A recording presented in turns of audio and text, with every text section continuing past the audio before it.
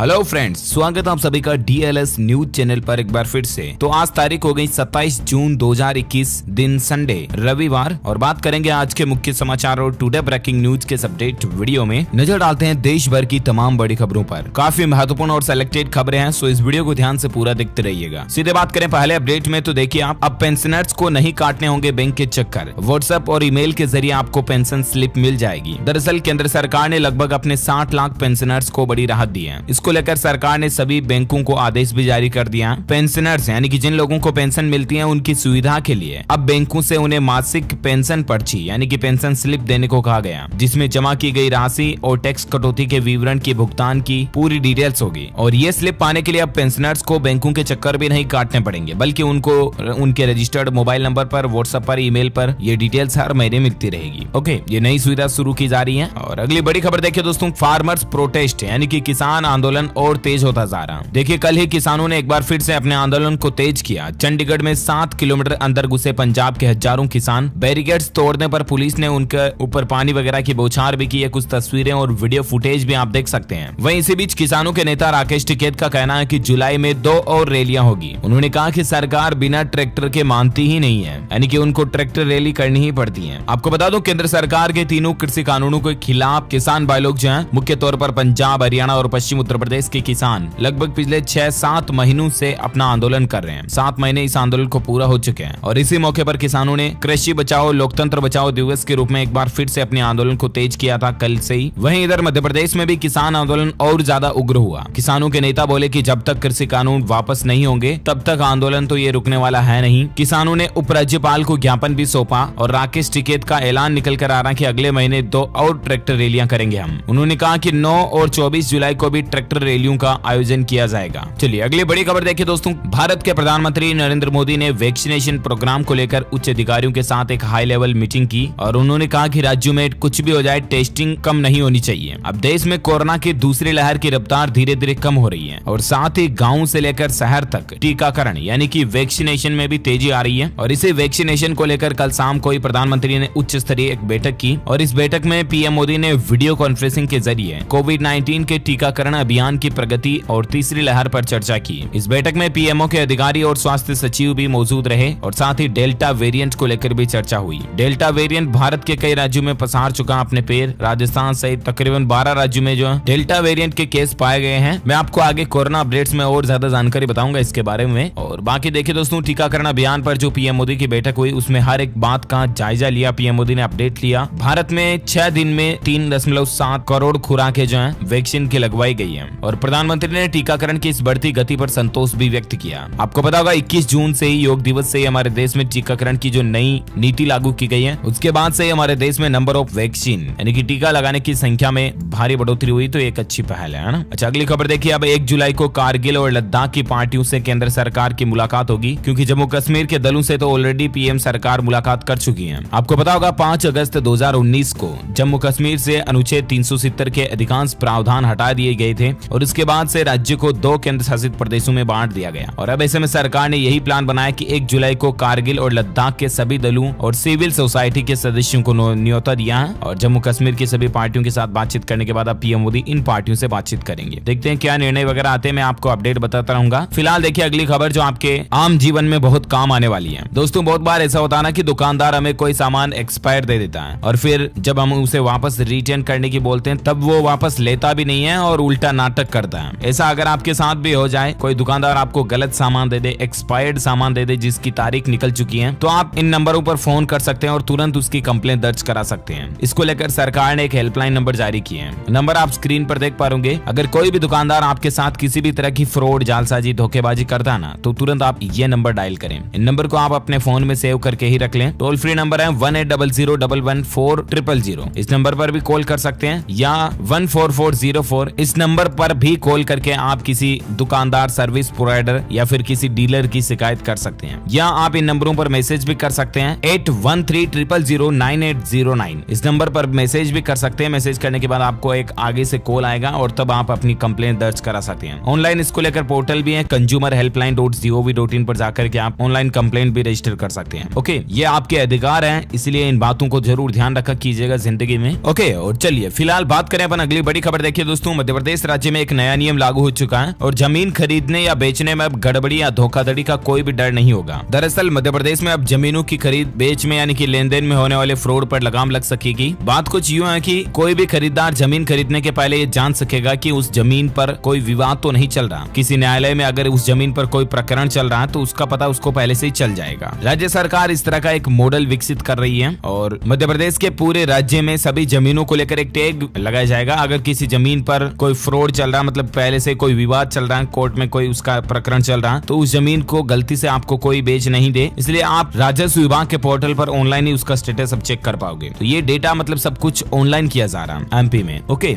और अगली खबर देखिए दोस्तों, बड़े ही चौंका देने वाली न्यूज है कि गलती से लीक हुई 4000 पेज की यूएन रिपोर्ट से सनसनी फैल गई है। 2050 में महाप्रलय का दावा किया जा रहा है और इस दरमियान मारे जाएंगे करोड़ों लोग। जी हाँ, ये खबर मैं आपको बता रहा हूँ। हो सकता है आप में से कई सारे भाई बहन ये सोचेंगे कि मैं अफवाह फैला रहा हूँ या भ्रम फैला रहा हूँ, लोगों को डरा रहा हूँ, तो मेरा ऐसा कोई इंटेंशन नहीं है। आप कई बड़ी बड़ी न्यूज मीडिया प्रसारण के ऊपर ये खबर देख पाएंगे आज। दरअसल बात कुछ यूं है दोस्तों की मीडिया रिपोर्ट्स के मुताबिक यूएन की एक रिपोर्ट जो है ना वो गलती से लीक हो गई और इस रिपोर्ट में ये दावा किया जा रहा है कि अभी बुरा समय आने और भी बाकी है। 2050 में जब बुरा समय आएगा तब भूख और भीषण गर्मी की वजह से धरती के करोड़ों लोग मौत के मुंह में समा जाएंगे। भले ही अभी दोस्तों कोरोना वायरस की महामारी चल रही हो और इस महामारी ने दुनिया में लोगों के होश उड़ा रखे हो, लाखों लोगों की भले ही इस कोरोना ने जान ले ली हो, लेकिन 2050 का समय जब आएगा ना वो मानव के लिए सबसे बुरा साल होगा। उस साल ऐसी तबाही आएगी कि धरती से करोड़ों लोग उठ जाएंगे। दरअसल यूएन की एक रिपोर्ट जो कि लीक हुई है उसमें लिख रखा है कि 2050 तक लाखों लोग भूखमरी के शिकार हो जाएंगे। ऐसा उस समय पड़े सूखे की वजह से होगा, यानी कि अकाल पड़ जाएगा। इसके अलावा कई ग्लेशियर्स तेजी से पिघलेंगे, ग्लोबल वार्मिंग बढ़ेगी। अभी तापमान एवरेज 5 डिग्री फ़ारेनहाइट तक बढ़ रहा है। ऐसे में 2050 में महाप्रलय मच जाएगी। पर्यावरण में आए कई बदलावों को इंसान झेल नहीं पाएगा और नतीजा ये होगा कि पृथ्वी से करोड़ों लोगों की मौत। अभी 2021 चल रहा है, तकरीबन 29 साल बाद ये भारी तबाही हमें इस दुनिया में पृथ्वी पर देखने को मिल सकती है। अब इस पर एक्सपर्ट लोगों का क्या कहना है कि एक्सपर्ट्स ये कह रहे हैं कि अभी भी हमारे पास मौका है। इस महाप्रलय को रोका तो नहीं जा सकता है, लेकिन इसको थोड़े समय के लिए टाला जा सकता है। हो सकता है कि इसको 2050 के बजाय 2070, 80, 3000 तक खींचा जा सकता है। अगर हम पर्यावरण को लेकर थोड़े सजग हो जाएं तो कार्बन की बढ़ती मात्रा पर काबू पाया जा सकता है, पर्यावरण के प्रति मतलब सही काम करके, और इससे आने वाले समय के लिए खतरे को थोड़ा टाला जा सकता है। हालांकि रिपोर्ट के मुताबिक 2050 तक कुछ प्रजातियों को बचा पाना नामुमकिन होगा। अब उनकी स्थिति इतनी बिगड़ गई हो चुकी होगी कि उनके लिए यह महाप्रलय ही होगा। कई जीवों की तो प्रजातियां ही खत्म हो जाएगी। मतलब अब कहने का मतलब यही है दोस्तों कि ज्यादा से ज्यादा पेड़ लगाएं और पर्यावरण को नुकसान ना पहुंचाएं, किसी भी तरह का प्रदूषण ना फैलाएं, वायु प्रदूषण, ध्वनि प्रदूषण, है ना। और बाकी तो आप खुद ही समझदार हैं। चलिए फिलहाल देखिए अगली बड़ी खबर। 500 रुपए के नोट पर सरकार ने एक बड़ी जानकारी दी है। आखिर ये आपके लिए जानना जरूरी क्यों है? दरअसल सोशल मीडिया पर कई जगहों पर ऐसा मैसेज फैलाया जा रहा है दोस्तों कि 500 रुपए के नोट पर जो ये ग्रीन पट्टी होती है ना, ग्रीन तार, ये अगर गांधी जी के ज्यादा पास हैं तो वो नोट फेक हैं, और गांधी जी से अगर ज्यादा दूर है वो तार तो फिर वो नोट सही है। इस तरह का दावा सोशल मीडिया पर किया जा रहा है। अब इस पर गवर्नमेंट की पीआईबी फैक्ट चेक संस्था ने एक क्लेरिफिकेशन जारी किया। दरअसल ये एक दोस्तों प्रिंट मिस्टेक है। आरबीआई के जो दोनों ही नोट है ना, ये दोनों ही तरह के नोट असली हैं, मान्य हैं। ऐसी कोई भी गलतफहमी आप अपने दिल दिमाग में ना रखें कि पास वाला फर्जी या दूर वाला फर्जी, या पास वाला सही है या दूर वाला सही है, ऐसा कोई भी टेंशन ना लें। दोनों ही तरह के जो नोट है ना वो भारतीय रिजर्व बैंक के ऑफिशियली और अप्रूव्ड वेरीफाइड सही नोट है। सोशल मीडिया पर जो इस तरह का दावा किया जा रहा है वो गलत है, फर्जी है, कोरी अफवाह फैलाई जा रही है। आप ध्यान ना दें और ऐसे मैसेज को आगे फॉरवर्ड भी ना करें। ओके, और अगली बड़ी खबर देखिए दोस्तों, किसानों के लिए अच्छी खबर है। मेरा पानी मेरी विरासत योजना में अब 15 जुलाई तक पंजीकरण करा सकते हैं आप। हरियाणा सरकार ने किसानों को प्रोत्साहित करने के लिए ये योजना चला रखी है और इसकी तारीख को 15 जुलाई तक बढ़ा दिया, जो कि 25 जून को ही खत्म हो गई थी। तो आप भी चाहें तो इसमें रजिस्ट्रेशन करवा सकते हैं। ओके, इसमें किसानों को कई तरह के बेनिफिट्स मिलते हैं। अच्छा, अगली बड़ी खबर देखिए दोस्तों, बिहार बोर्ड के मैट्रिक परीक्षार्थी ध्यान दें, इस दिन से स्कूल में आपको सर्टिफिकेट मिलना शुरू हो जाएगा। दरअसल बिहार बोर्ड का कहना है कि 26 जून से प्रमाण पत्र वितरण होना शुरू हो जाएंगे। सभी जिला शिक्षा अधिकारियों को कार्यालय में ये भेज दिए गए हैं। अब ज्यादा जानकारी आप स्क्रीन पर देख सकते हैं। अगली खबर देखिए, बिटकॉइन क्रिप्टो करेंसी वगैरह में अगर आप भी इन्वेस्टमेंट किए तो आपके लिए एक बड़ी खबर है। बिटकॉइन में बड़ा घोटाला सामने देखने को मिला है। निवेशकों को $3 अरब की चपत लगी है। आप भी सावधान हो जाएं। दरअसल दोस्तों एक क्रिप्टो करेंसी इन्वेस्टमेंट फर्म को हैक कर लिया गया और इसके मालिकों को संचालन बंद करने के लिए मजबूर किया गया। अब फर्म चलाने वाले 2 भाइयों का कोई पता ही नहीं है। कहने का मतलब ये एक ऐसी फर्म है जिसमें बिटकॉइन वगैरह इन्वेस्टर जो होते हैं ना, बहुत से बीच में आपने देखा होगा कि बहुत सारी ऐसी कंपनीज और मोबाइल एप्स हैं जो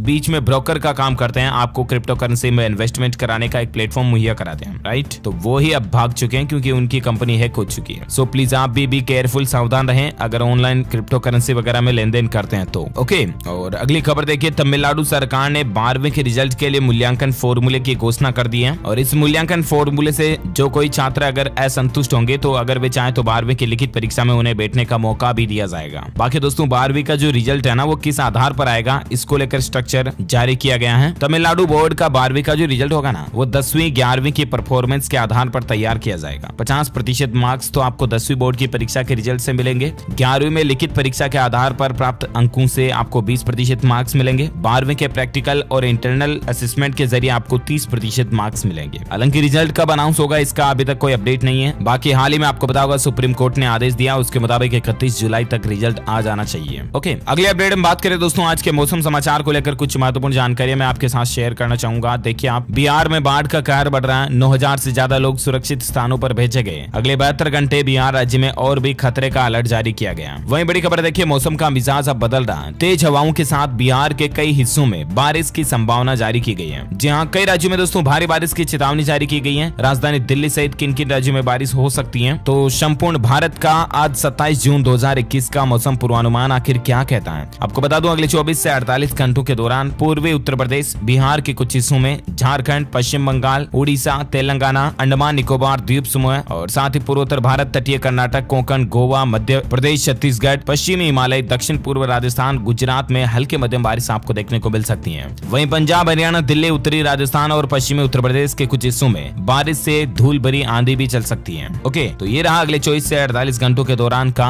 वेदर न्यूज अलर्ट। और आइए दोस्तों आप नजर डालते हैं आज के पेट्रोल, डीजल, सोना चांदी के रेट पर। तो देखिए आज फिर पेट्रोल डीजल के दाम बढ़े हैं। कई देश के बड़े शहरों में दोस्तों पेट्रोल 100 रुपए के पार पहुंच चुका है। और जहां पहले 12-13 शहर थे, वहां अब देश के लगभग 15 ऐसे राज्य बन चुके हैं जहां पेट्रोल डीजल 100 रुपए के पार हो चुका है। पहले 12-13 राज्यों में ही था, अब 15 राज्यों में पेट्रोल के रेट जो है 100 रुपए के पार पहुंच चुके हैं कई शहरों में। मतलब तो महंगाई कितनी बढ़ रही है। और सोने चांदी के रेट को लेकर बात करें तो इस सप्ताह फिर सोने चांदी की चमक कम देखने को मिली, फीकी हुई है। देखिए मतलब अभी क्योंकि आज तो संडे है तो कमोडिटी मार्केट ऑफ है, तो इसलिए साप्ताहिक रेट में आपको बता देता हूँ। सोना जून की शुरुआत में 49,822 रुपए प्रति 10 ग्राम था, जो 26 जून तक 47,205 रुपए ही प्रति 10 ग्राम के रह गए, यानी कि लगभग 2,000 रुपए से भी ज्यादा की गिरावट देखी गई सोने में इस महीने। चांदी की बात करें तो चांदी 72,428 पर थी महीने की शुरुआत में, और अभी चांदी चल रही है 68,467। तो चांदी में भी बड़ी गिरावट देखने को मिली है। अगर आप भी दोस्तों ज्वेलरी वगैरह खरीदने की प्लानिंग कर रहे हैं तो अभी खरीद सकते हैं, ये बहुत अच्छा समय चल रहा है। ओके, और अब अपन नजर डालते हैं देश में कोरोना वायरस से संबंधित कुछ बड़ी खबरों में। देखिए दोस्तों, महाराष्ट्र और उड़ीसा के बाद अब राजस्थान में भी कोरोना का डेल्टा प्लस वेरिएंट मिल चुका है। और डेल्टा प्लस वेरिएंट मिलने के बाद राजस्थान के चिकित्सा विभाग को चौकन्ना रहने के निर्देश भी दिए गए हैं सरकार की तरफ से। वहीं इस वेरिएंट को लेकर आईसीएमआर के पूर्व वैज्ञानिक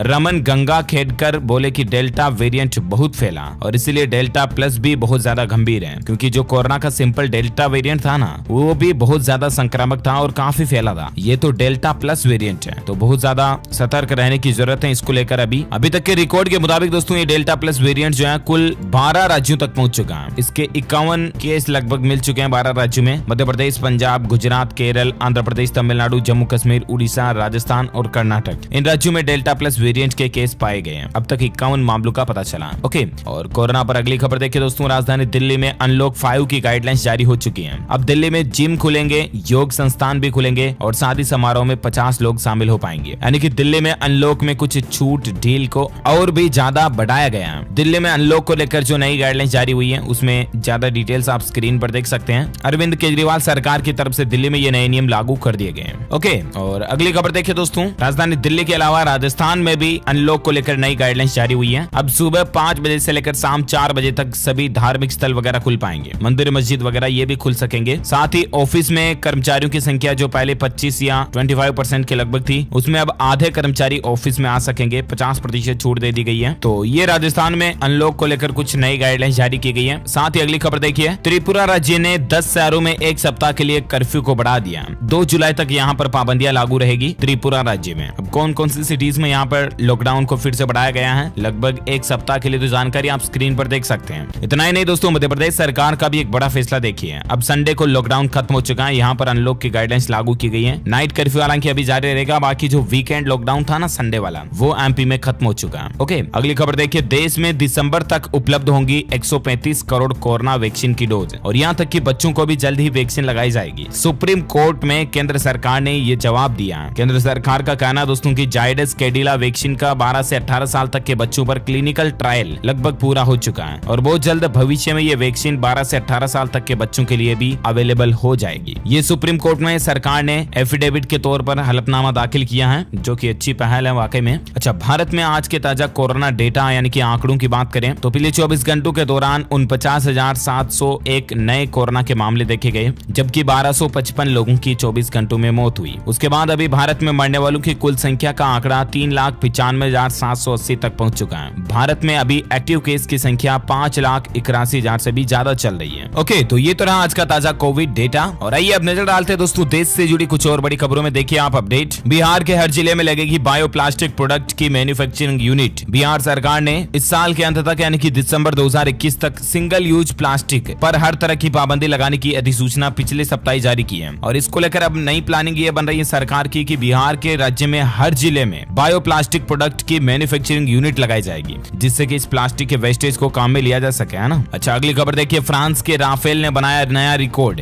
बिना रुके 12 घंटे तक उड़ा और 17,000 किलोमीटर की दूरी तय की। राफेल लड़ाकू विमान की क्षमता कितनी है इसकी टेस्टिंग की गई, तो ये 12 घंटे तक बिना रुके कंटिन्यू उड़ता रहा। ओके, अगली खबर देखिए दोस्तों, हरियाणा में बेरोजगार युवक 30 जून तक कर सकते हैं वन टाइम रजिस्ट्रेशन। दरअसल हरियाणा कर्मचारी चयन आयोग की ओर से सरकारी नौकरियों के लिए वन टाइम रजिस्ट्रेशन के आवेदन की तिथि को बढ़ाकर 30 जून कर दिया और कोरोना काल के कारण ये समय आगे बढ़ाया गया है। तो अगर आपने अभी तक भी रजिस्ट्रेशन नहीं किया ना, तो हरियाणा राज्य में OTR कर ले जरूर। ओके, अगली खबर देखिए, चीन से तनाव के बीच आज लेह जाएंगे राजनाथ सिंह, पूर्वी लद्दाख में सुरक्षा का जायजा भी लेंगे। रक्षा मंत्री राजनाथ सिंह जो है रविवार को लेह लद्दाख के दौरे पर जा रहे हैं। वे पूर्वी लद्दाख में सेना की तैयारी और सुरक्षा स्थितियों का जायजा लेंगे। इस दौरे के दौरान वे BRO द्वारा बनाई गई सड़कों पर ब्रिज का उद्घाटन भी करने जा रहे हैं। तो ये कुछ प्लानिंग चल रही है। और साथ ही अगली खबर देखिए आप, टेक्नोलॉजी को लेकर अच्छी खबर है। अब ट्विटर के यूजर्स गूगल से भी अपना अकाउंट साइन इन कर पाएंगे, यानी कि कई जगहों पर लिखा होता ना कि log in from Google, log in from Facebook, log in from Twitter, तो ट्विटर पर अब आपको log in from Google account से लॉग इन करने की, साइन अप करने की सुविधा मिलेगी। ओके, और इंडियन इकोनॉमी को लेकर एक अच्छी खबर देखिए दोस्तों, चालू वित्त वर्ष में 8.4 से 10.1% तक वृद्धि कर सकती है भारत की अर्थव्यवस्था इंडियन इकोनॉमी। यह हाल ही में NCAER की रिपोर्ट में खुलासा हुआ, जो कि भारत के लिए वाकई में एक अच्छी बात है। वहीं कोरोना की वैक्सीन को लेकर देखिए 162 दिन वैक्सीनेशन के कुल भारत में हो चुके हैं और इसी बीच आंकड़ा देखिए आप, भारत में कोरोना वैक्सीन के 32 करोड़ से ज्यादा डोज लगा दिए गए हैं, जो कि दुनिया के सबसे विकसित देश अमेरिका की बराबरी तक भारत पहुंच चुका है। मतलब वाकई में भारत में बहुत तेज रफ्तार से वैक्सीनेशन चल रहा है, जो कि एक अच्छी बात है। ओके, इस कड़ी में आज दिन भर की तमाम बड़ी खबरें, मुख्य समाचार, टुडे ब्रेकिंग न्यूज का अपडेट वीडियो यही फिनिश होता है। वैसे दोस्तों आप मुझे नीचे कमेंट करके बताइए कि भारत में सबसे तेज स्पीड से चलने वाली ट्रेन का नाम क्या है। कमेंट करके बताइए मुझे। जो लोग इस सवाल का सही जवाब इस वीडियो के नीचे कमेंट बॉक्स में देंगे ना, वो रैंडमली सेलेक्ट किए जाएंगे हमारी DLS न्यूज टीम की तरफ से और आप जीत सकते हैं एक शानदार सरप्राइज गिफ्ट, जो कि गिव अवे के रूप में आप तक पहुंचा दिया जाएगा, जिसमें आपको mobile, computer, laptop, tablet, PC, gadget, smartphone, smart watch वगैरह कुछ भी जीतने का मौका मिलेगा। ओके, तो कमेंट करके बताइए इस सवाल का जवाब और इस वीडियो को लाइक करना, शेयर भी करना अपने दोस्तों के साथ फेसबुक और व्हाट्सएप पर, और DLS न्यूज चैनल को सब्सक्राइब करके बेल आइकन जरूर दबा देना, ताकि आपको रोजाना की ताजा खबरें तुरंत अपने मोबाइल पर मिलती रहेगी। ओके, मिलेंगे अगले नेक्स्ट अपडेट में, तब तक के लिए ख्याल रखिएगा आप अपने आप का, अपने परिवार का भी। Thank you, take care, goodbye, जय हिंद, जय भारत, वंदे मातरम।